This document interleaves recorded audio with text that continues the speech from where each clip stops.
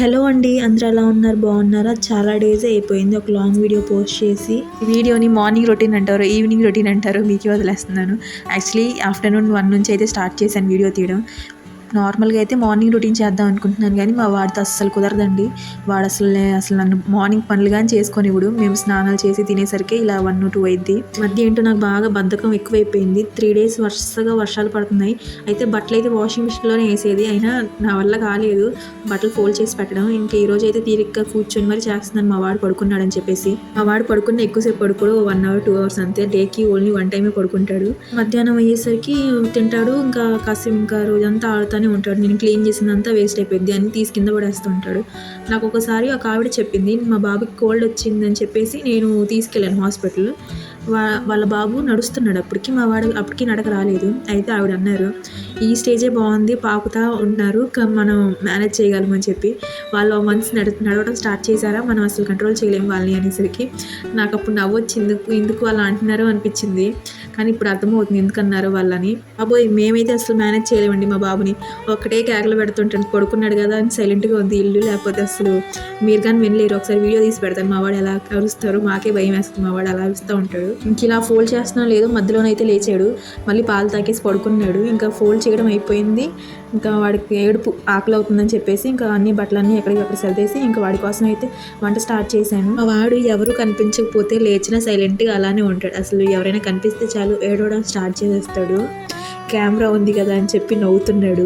ఇంకా మా వాడు తింటాడు కదా అని చెప్పి ఈరోజు పన్నీర్ బుజ్జి అయితే స్టార్ట్ చేస్తున్నాను. సింపుల్గా అసలు చేస్తున్నంతసేపు కానీ వాడు ఒకటే గోల, ఎత్తుకోమని చెప్పేసి వచ్చిన డ్రెస్ అయితే లాగుతానే ఉన్నాడు. మా ఇంటి పక్కనేమో కన్స్ట్రక్షన్ జరుగుతుంది. కనీసం వాయిస్ ఓవర్ ఇవ్వడానికి కానీ కుదరట్లేదు నైట్ టైమ్స్. కనీసం నైట్ టైం వాయిస్ ఓవర్ ఇద్దామన్నా నైట్ ఒకటే ట్రైన్ సౌండ్ రైల్వే స్టేషన్ పక్కన. సరే వంట చేశాక ఎత్తుకుంటారా బాబు కాసేపు ఆడుకోమన్నా వాడు అసలు మా వాడు వినడు.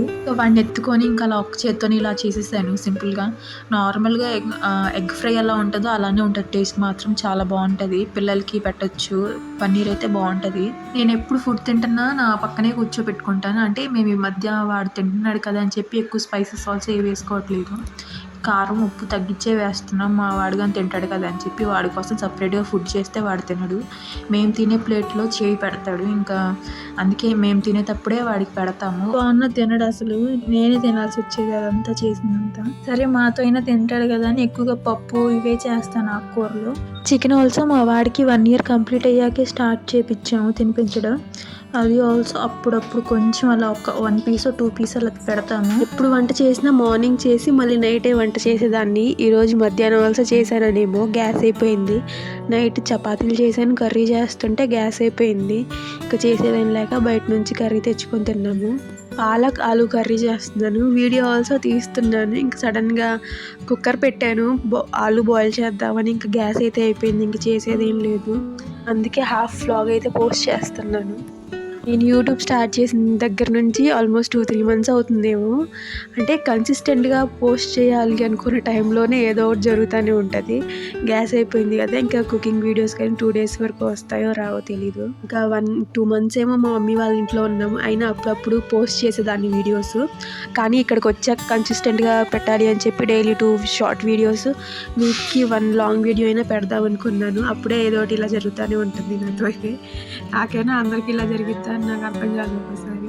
ఇంకా అది కాక మా వాడికి నడకొచ్చిన కాడ నుంచి అసలు వీడియోస్ తీసుకోలేకపోతున్నాను. వీడియోస్ తీస్తూ ఉంటాను, వాడి మూడ్ మీద డిపెండ్ అయి ఉంటుందండి. సైలెంట్గా ఉంటాడు, ఒక్కోసారి బాగా అరుస్తాడు, ఒక్కోసారి ఏమి ఏడుస్తాడు ఆకలి అవుతుంది అని చెప్పేసి. ఇంకా వాడిని మేనేజ్ చేసుకుంటా వీడియోస్ తీయడం అంటే చాలా కష్టం. చాలామంది పేరెంట్స్ ఎలా అంటే వాళ్ళకి ఎవరో ఒకరు ఉంటారు తీసేవాళ్ళు.